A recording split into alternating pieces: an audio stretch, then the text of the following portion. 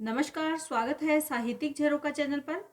आज हम करेंगे हरियाणवी भाषा की प्रमुख बोलियां।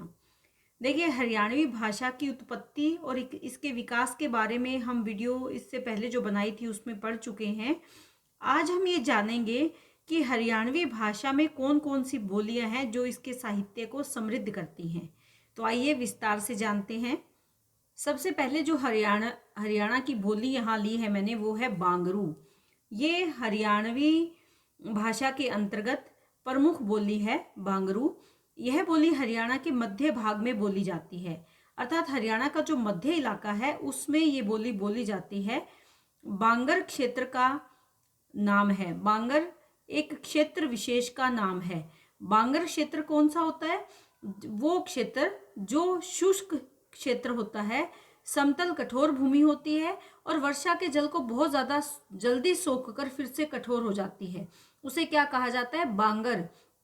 और उस क्षेत्र में बोले जाने वाली बोली को क्या कहा? बांगरू कहा गया। यानी बांगर शब्द में आप ये ध्यान में रखें कि बांगर शब्द में ऊ प्रत्यय का योग हुआ तो क्या बना? बांगरू बना। और ये कौन सी भाषा के लिए या बोली के लिए प्रयोग किया गया? जो बांगर क्षेत्र में बोली जाती थी उसे बांगरू बोली कहा गया। अब इसके अगर स्थान की बात करें तो हरियाणा में विशेष रूप से ये भिवानी, जींद, हिसार, रोहतक, कैथल, करनाल, सोनीपत और पानीपत में बोली जाती है। देखिए, इस इलाके को हम मैप से या इस नक्शे के माध्यम से जानने का प्रयास करेंगे।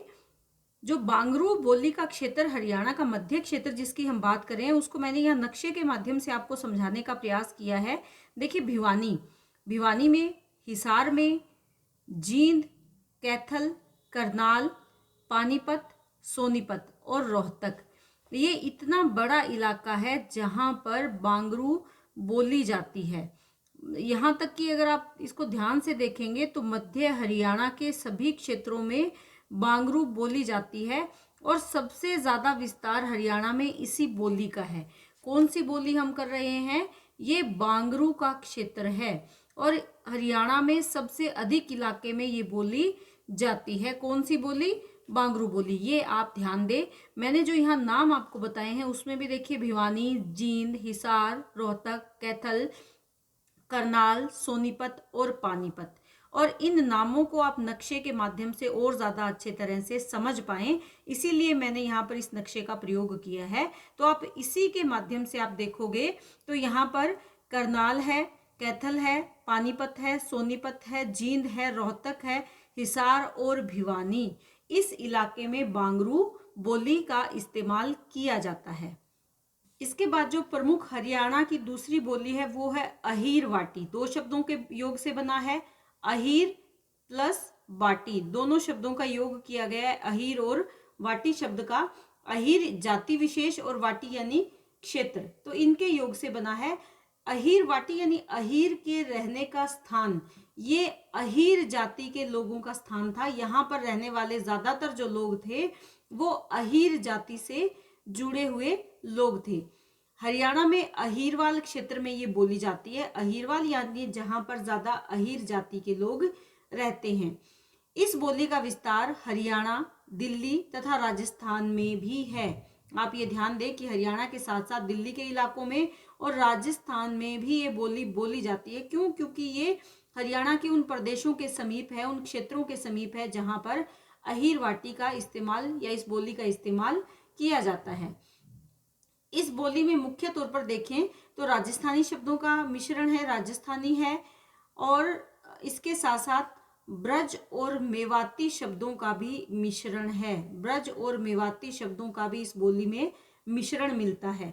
आइए अब इसके क्षेत्र के बारे में जानते हैं। हरियाणा में जो इसके मुख्य क्षेत्र हैं, रेवाड़ी है, कोसली है, नारनौल, महेंद्रगढ़, पटौदी और झज्जर का इलाका, जहां ये बोली सबसे ज्यादा बोली जाती है। नक्शे के माध्यम से अगर हम समझने का इसको प्रयास करें तो ये वो इलाका है जहां पर अहीर वाटी बोली जाती है। भिवानी, देखिए पूरी भिवानी का इलाका नहीं आएगा यहाँ पर, क्योंकि हमने जो भिवानी की थी उसमें हमने बांगर में भी बांगरू जो बोली की थी उसमें भी भिवानी किया था, लेकिन भिवानी के जो चरखी दादरी के समीप लगता इलाका है उसमें ये बोली जाती है।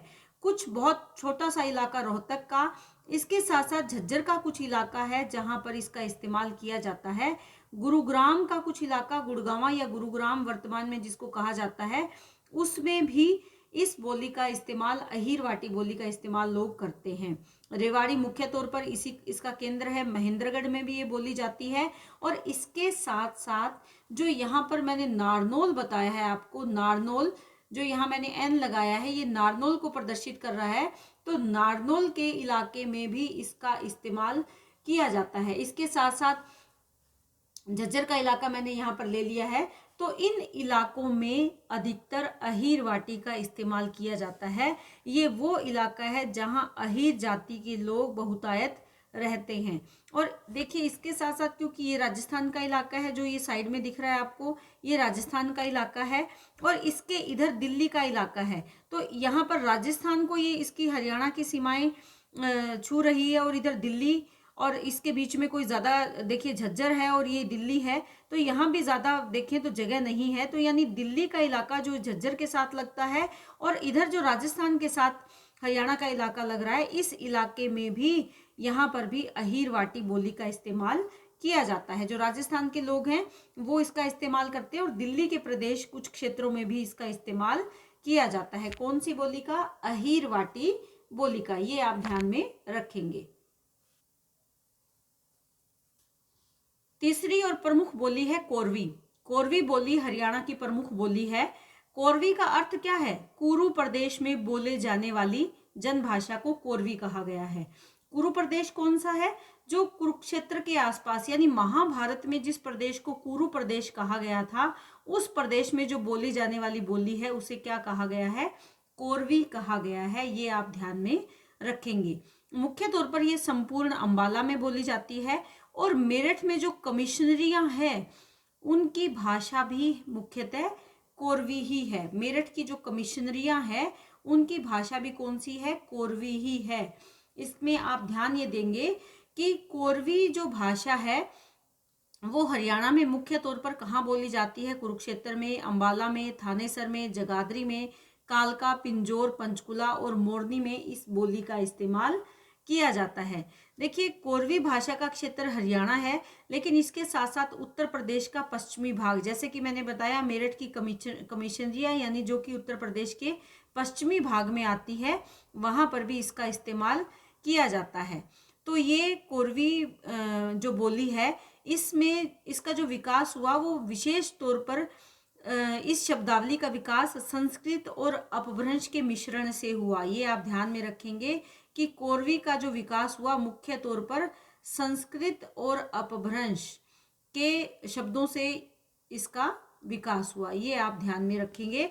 अब आइए इसके नक्शे में इसके प्रदेशों को देख लेते हैं। मुख्य तौर पर जैसे कि मैंने आपको बताया, देखिए ये वो इलाका है जहाँ पर बोली जाती है। कुरुक्षेत्र का इलाका है। यहाँ पर जो अंबाला है, चंडीगढ़ है, चंडीगढ़ के साथ जो पंचकुला का इलाका है वो यहाँ आ जाता है। तो ये वो इलाका है जहाँ पर इस बोली का इस्तेमाल किया जाता है।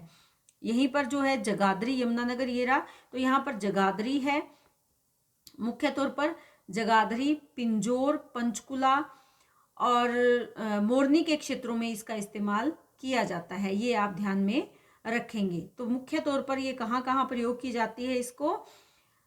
कुरुक्षेत्र, थानेसर, ये कुरुक्षेत्र के अंतर्गत ही है, थानेसर, यमुनानगर में जगाधरी, और इसके साथ साथ कालका, पिंजौर और जो पंचकुला का इलाका है, अंबाला में, अंबाला का जो इलाका है वहाँ पर भी इस बोली का इस्तेमाल किया जाता है। ये आप ध्यान में रखेंगे। बोली कौन सी है? ये है कोरवी। विशेष तौर पर कुरु प्रदेश यानी कुरुक्षेत्र के आसपास के जो इलाके हैं वहाँ पर इस बोली का अधिक इस्तेमाल किया जाता है। इसके बाद है मेवाती बोली। देखिए जो मेवाती बोली है ये मेव जाति के द्वारा मेवात क्षेत्र में बोली जाती है। कौन सी जाति से जुड़ी हुई है? मेव जाति से जुड़ी हुई है और मेवात के क्षेत्र में इसका इस्तेमाल किया जाता है। और यही कारण है कि इस बोली को मेवाती बोली कहा गया है। मेवाती जो मेवात है वो हरियाणा और राजस्थान तथा उत्तर प्रदेश के सीमावर्ती मिश्रित क्षेत्र का नाम है। मेवात के क्षेत्र में हरियाणा तो है ही, इसके साथ साथ राजस्थान और उत्तर प्रदेश का इलाका भी इसके साथ लगता है। मुख्य तौर पर अगर देखें तो इस बोली में ब्रज के शब्दों का इस्तेमाल ज़्यादा किया जाता है, बांगरू के शब्दों को भी लिया गया है, और अहीरी जो बोली है उसके शब्द भी हैं, और बागड़ी के शब्दों का भी इस्तेमाल किया जाता है। यानी कई बोलियों का मिश्रण है मेवाती बोली। ये आप ध्यान में रखेंगे कि मेवाती में ब्रज भाषा के शब्द, ब्रज बोली के शब्द हैं, बांगरू बोली के शब्द हैं, अहीरवाटी बोली के शब्द, और इसके साथ साथ बागड़ी बोली के शब्दों का भी समावेश है। अब अगर जैसे डॉक्टर ग्रियर्सन हैं, इनकी परिभाषा आपको आपकी पुस्तक में भी मिल जाएगी। वो क्या मानते हैं कि जो मेवाती है ये अलवर, भरतपुर के उत्तर पश्चिम तथा गुड़गांव जिले में बोली जाती है, ये उनका मानना है। जयपुर के कुछ क्षेत्र है जहाँ इसका भी, वहाँ पर भी इसका इस्तेमाल किया जाता है। लेकिन हरियाणा में हम क्योंकि हरियाणा के साहित्य की बात कर रहे हैं, तो हरियाणा के जो इसमें प्रमुख क्षेत्र है उसमें फिरोजपुर झिरका, नू, सोहना, तावड़ू, पुनहाना, पुनर्वास, बिसरू, हथिन, नगिन, बावल, नीम का तिवारी, बिछोर, उजीना आदि स्थानों पर ये मुख्य तौर पर बोली जाती है। तो आइए सबसे पहले हम नक्शे के माध्यम से इन स्थानों को देखने का प्रयास करते हैं। देखिए नक्शे को अगर ध्यान से देखें तो ये नू का क्षेत्र है। नू जिसे हम कहते हैं नू का क्षेत्र है, ये हरियाणा का भाग है। इसके साथ जो ये इलाका है ये राजस्थान का है, और इस तरफ अगर चले जाते हैं तो ये यूपी का इलाका है, यानी उत्तर प्रदेश का इलाका है। तो ये जो इलाका है ये मेवात का क्षेत्र कहा जाता है। ये कौन सा क्षेत्र है? मेवात का क्षेत्र कहा जाता है। तो विशेष तौर पर आप इस स्थान को ध्यान से देखें, नू के जो इलाके हैं उसमें मेवाती जो बोली है उसका इस्तेमाल किया जाता है। जो सोहना है वो भी यहीं पर है। इसके साथ साथ नीम का तिलवारा, बिछोरा, उजीना आदि स्थान इसी क्षेत्र के स्थान हैं जहां पर इसका इस्तेमाल किया जाता है। इसके साथ साथ आप बता सकते हो कि राजस्थान में जो इसके नू के साथ लगता इलाका है वहां पर भी मेवाती बोली जाती है, और उत्तर प्रदेश का जो इलाका इसके साथ लगता है वहां पर भी कौन सी बोली जाती है? मेवाती बोली का ही प्रयोग किया जाता है। विशेष तौर पर आपको यहाँ हरियाणा का नू का इलाका ध्यान में रखना है। जो नू है यहाँ पर इसी बोली का बहुतायत इस्तेमाल किया जाता है। तो ये निश्चित सी बात है कि इसके साथ लगते इलाकों पर भी इसका प्रभाव पड़ता है। जैसे गुड़गांव के कुछ क्षेत्रों पर भी इसका प्रभाव होगा, जो आसपास पलवल का इलाका है उसमें भी इसका प्रभाव होगा, क्योंकि बोली कोई क्षेत्र विशेष और सीमाओं में बंधकर नहीं रहती। जैसे जैसे लोग आगे बढ़ते जाते हैं, एक दूसरे से मिलते हैं, उनकी बोलियों का आपस में प्रभाव पड़ता है। तो यही है, आप यहाँ ध्यान में रखेंगे कि नू के इलाके में मुख्य तौर पर बोली जाती है मेवाती, लेकिन इसके साथ लगते इलाकों में भी इसका प्रभाव है या इस बोली का इस्तेमाल किया जाता है। इसके बाद है बागड़ी बोली। देखिए जो बागड़ी बोली है ये भी क्षेत्र विशेष के आधार पर इसका नाम पड़ा। ये बागड़ क्षेत्र में बोली जाती है। अब आपको ध्यान में क्या रखना है कि बागड़ का क्षेत्र कौन सा होता है? देखिए बागड़ शब्द जो इस्तेमाल किया जाता है, नदी के किनारे की ऊंची भूमि जहां बाढ़ न आ सके आदि के अर्थ में प्रयोग किया जाता है। लेकिन मूल रूप से अगर हम देखें तो बागड़ का क्षेत्र वो क्षेत्र है जहां बारिश कम होती है, कंकर पत्थर या रेतीली भूमि होती है, जहां पानी कम होता है। मुख्य बात यह है कि जहां पानी कम होता है और कंकर पथरीली या रेतीली भूमि जहां होती है। डॉक्टर मोतीलाल जी मानते हैं कि बागड़ी जो भाषा है ये राजस्थान, जो बागड़ी बोली है ये राजस्थानी भाषा की ही एक बोली है, क्योंकि जिस इलाके में बागड़ी बोली जाती है वो राजस्थान का सीमावर्ती इलाका है, यानी राजस्थान के साथ लगता इलाका है। आइए इसके इलाके के बारे में देखते हैं, कहाँ इसके क्षेत्र के बारे में। देखिए हरियाणा में इसका क्षेत्र कहाँ है? भिवानी के पश्चिमी क्षेत्र से ये आरंभ होती है और हिसार के पश्चिमी भाग में शिवानी के आसपास के इलाकों में बोली जाती है। जो सिरसा है उसमें दड़बा कलां, ऐलनाबाद, चौटाला, डबवाली, रोड़ी तथा समीपवर्ती भागों में इसका इस्तेमाल किया जाता है। ये सिरसा के अंतर्गत आने वाले गांवों के नाम है, जैसे दड़बा कलां है, ऐलनाबाद है, चौटाला है, डबवाली है, रोड़ी है। ये इस सिरसा जिले के अंतर्गत आने वाले क्षेत्र हैं। तो आइए इनके बारे में नक्शे के माध्यम से देखने का प्रयास करते हैं। देखिए यहाँ पर जो सिरसा का इलाका है इसमें इसी बागड़ी बोली का इस्तेमाल किया जाता है। जो भिवानी का क्षेत्र है इसमें और हिसार के जो कुछ क्षेत्र हैं उसमें भी इस बोली का इस्तेमाल किया जाता है। तो ये वो इलाका है जहाँ पर बागड़ी बोली का इस्तेमाल किया जाता है। ये वाला जो इलाका रह जाता है ये राजस्थान का है, जैसा कि यहाँ लिखा हुआ भी दिखाई दे रहा है। राजस्थान जो प्रदेश है उसका ये इलाका है। इसके इधर जो पंजाब दिखाई दे रहा है, तो यहाँ के जो आसपास के इलाके, जैसे डवाली का नाम लिया, तो यहाँ पर बागड़ी के साथ साथ पंजाबी का भी प्रभाव है, क्योंकि पंजाब लगता है साथ में। परंतु मुख्य हरियाणवी भाषा के तौर पर देखें तो बागड़ी भाषा का ही प्रयोग किया जाता है, जो बागड़ी बोली का प्रयोग किया जाता है। अगर बागड़ी बोली के विकास को अगर जाने तो इसमें मुख्य तौर पर संस्कृत और शोरसैनी अपभ्रंश के शब्दों का इसमें इस्तेमाल अधिक हुआ है बागड़ी बोली में। ये आप ध्यान में रखेंगे। तो ये इलाके को भी आप ध्यान में रखें। भिवानी का कुछ इलाका है जो राजस्थान से सटा हुआ है, इसके साथ साथ हिसार का वो इलाका जो राजस्थान से सटा हुआ है, और जो सिरसा का क्षेत्र है, इस सभी क्योंकि सिरसा का क्षेत्र भी राजस्थान से सटा हुआ है, तो इस इलाके में बागड़ी बोली जाती है।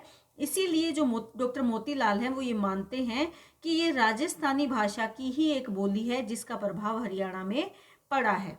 तो ये आप ध्यान में रखेंगे। इसके साथ जो इस बोली की विशेष पहचान है वो क्या है कि इस बोली में जो आकारांत शब्द होते हैं वो ओकारांत हो जाते हैं। आकारांत क्या होता है? जैसे खाया, खाया यानी अ से इसका अंत हो रहा है, आ से, लेकिन बागड़ी में जब इसको बदलेंगे तो खायो, खायो यानी यो, ओ से इसका अंत हो रहा है। आयो, गयो, आया गया का आयो, गयो यानी ओकारांत हो जाते हैं। ये इस बोली की पहचान है। आकारांत शब्द ओकारांत हो जाते हैं, ये इस बोली की खास पहचान है जो आपको ध्यान रखनी है। आगे है ब्रज बोली। देखिए जो ब्रज बोली है, ये इस बोली का प्रयोग हमारे हिंदी साहित्य में भी हमेशा से ही हम सुनते चले आ रहे हैं। भक्ति काल तो ब्रज बोली से लबालब है, यह कह सकते हैं कि भक्ति काल के कवियों ने तो ब्रज भाषा के माध्यम से अपने भावों को बहुत सुंदर तरीके से अभिव्यक्त किया है। सूरदास का नाम इसमें विशेष रूप से ले सकते हैं। इसके साथ साथ रहीम है, रस खान है, बिहारी है, केशवदास है जो रीतिकाल के हैं। यानी भक्ति काल और रीतिकाल तो ब्रज बोली के विकास का प्रमुख काल माना गया है। यानी प्राचीन समय से ही इसका प्रयोग होता रहा है। प्राचीन काल से ही ब्रज बोली हमारे साहित्य में अपना स्थान बनाए हुए है। ये हरियाणा के साथ साथ कहाँ बोली जाती है? उत्तर प्रदेश के ब्रज क्षेत्र में, वृंदावन में, मथुरा आदि स्थानों की भी ये भाषा है। यानी ये वो इलाके हैं जो कृष्ण से जुड़े हुए हैं, और कृष्ण के काव्य की बोली कौन सी है? ब्रज बोली है। तो ब्रज, वृंदावन और मथुरा का क्षेत्र जो उत्तर प्रदेश में है वो इसके अंतर्गत आता है। ब्रज बोली की खासियत क्या है कि ये कर्ण प्रिय होती है, यानी कानों को सुनने में अच्छी लगती है। इसमें कड़वे और कर्कश, कठोर जो शब्द हैं, वर्ण है, उसका इसमें अभाव होता है। कठोर वर्णों को इसमें शामिल नहीं किया जाता। और इस बोली में आकारांत शब्द अकारांत हो जाते हैं, ये आप ओकारांत हो जाते हैं, ये आप ध्यान में रखोगे। जैसे कि बागड़ी में हुए थे, आकारांत शब्द ओकारांत हो जाते हैं, ये आप ध्यान में रखोगे। इसको अगर हरियाणा से जोड़कर हम देखें, हरियाणा में देखिए मुख्य तौर पर जो ब्रज बोली है उसके लिए ये माना जाता है कि ये उस इलाके की बोली है। ब्रज क्या है? एक प्रदेश, एक क्षेत्र। कौन सा क्षेत्र? जहाँ, जिसका अर्थ क्या होता है? जाना। व्रज धातु से ये बना है, जिसका अर्थ क्या होता है? जाना। कौन से स्थान पर? जहाँ पर गायें चरती है। तो कृष्ण जहाँ गाय चराने जाते थे वो मुख्य तौर पर ब्रज प्रदेश के नाम से, ब्रज क्षेत्र के नाम से जाना जाता था, और उसमें बोले जाने वाली जो बोली है वो ब्रज बोली कहलाती है, या मुख्य स्थान वहाँ पर ब्रज बोली का ही है। और अगर देखें तो इसका संबंध मेवाती और बांगरू की शब्दावली से है। ये आप ध्यान में रखोगे कि इसमें मुख्य तौर पर जिन शब्दों की या अन्य बोलियों के जो शब्द है वो मेवाती और बांगरू, इनके शब्दों का ये मिश्रण है, यानी इनके शब्दों का अधिक प्रयोग इसमें किया गया है। हरियाणा की अगर बात करें तो हरियाणा में जो वल्लभगढ़, पलवल, हसनपुर और होडल का इलाका है, यहाँ पर ब्रजबोली सबसे ज़्यादा बोली जाती है। क्यों? देखिए ये उत्तर प्रदेश के साथ लगता हुआ इलाका है। यहाँ आपको मैं दिखाने का प्रयास करती हूँ। देखिए ये वो इलाका है फरीदाबाद के पास, ये पलवल का इलाका है, यही वो क्षेत्र है जहाँ पर होडल और हसनपुर और वल्लभगढ़ का इलाका है। तो इस इलाके में ब्रज बोली का इस्तेमाल क्यों अधिक किया जाता है? क्योंकि ये उत्तर प्रदेश के साथ लगती हुई बोली है। देखिए यहाँ लिखा हुआ दिखाई दे रहा है उत्तर प्रदेश, और उत्तर प्रदेश से तात्पर्य यहाँ क्या है? उत्तर प्रदेश यानी वो स्थान जहाँ कृष्ण की जन्मभूमि है, जहाँ कृष्ण की कर्म भूमि है, जिसमें स्थान कौन सा आता है? ब्रज आता है, वृंदावन आता है, मथुरा आता है। तो ये पलवल का और फरीदाबाद के जो इलाके हैं, इसके साथ साथ हसनपुर, पलवल और जो वल्लभगढ़ होडल का क्षेत्र है, वो क्योंकि उत्तर प्रदेश के साथ लगता हुआ इलाका है, इसलिए यहाँ पर ब्रज बोली का इस्तेमाल किया गया है। तो हरियाणा में मुख्य तौर पर कहाँ बोली जाती है? जो फरीदाबाद का इलाका है, वल्लभगढ़ का, और इसके साथ साथ पलवल में मुख्य तौर पर यहाँ होडल के आसपास के इलाके में ब्रज भाषा का प्रयोग किया जाता है। अच्छा, इसके मैंने आपको यहाँ बताया था कि इसमें मुख्य तौर पर मेवाती और बांगरू का इस्तेमाल हुआ है। ये शब्दावली इसमें मिश्रित है, लेकिन इसके साथ साथ अगर मूल स्रोत अगर देखें तो यहाँ संस्कृत का भी प्रभाव है। मूल रूप से अगर देखें तो संस्कृत का भी प्रभाव है, और इसके साथ साथ जो शोर सैनी अपभ्रंश है, अपभ्रंश के दृष्टि से अगर देखें तो शोर सैनी अपभ्रंश का भी इसमें प्रभाव दिखाई देता है। यानी इनकी शब्दावली का जो मूल स्रोत या आधार है, कहाँ से ब्रजबोली के लिए शब्दावली आई, तो वो संस्कृत और शोर सैनी अपभ्रंश की शब्दावली इसमें प्रयोग की गई है। ये आप ध्यान में रखेंगे। तो ये आज का हमारा विषय था, जिसमें मैंने आपको बताया कि हरियाणवी जो भाषा है वो किन किन बोलियों से समृद्ध है और कौन कौन सी प्रमुख बोलियां हैं, और हरियाणा के किस किस इलाके में उस बोली का इस्तेमाल या प्रयोग किया जाता है। उम्मीद करती हूँ कि ये वीडियो आपके लिए ज्ञानवर्धक सिद्ध होगा और आपके जो प्रयास होंगे उनको सफल बनाने में भी ये सहयोगी सिद्ध होगा। अगर वीडियो अच्छा लगे तो कमेंट ज़रूर करें। इसके साथ साथ चैनल को लाइक, शेयर और सब्सक्राइब करते रहें। बहुत बहुत धन्यवाद।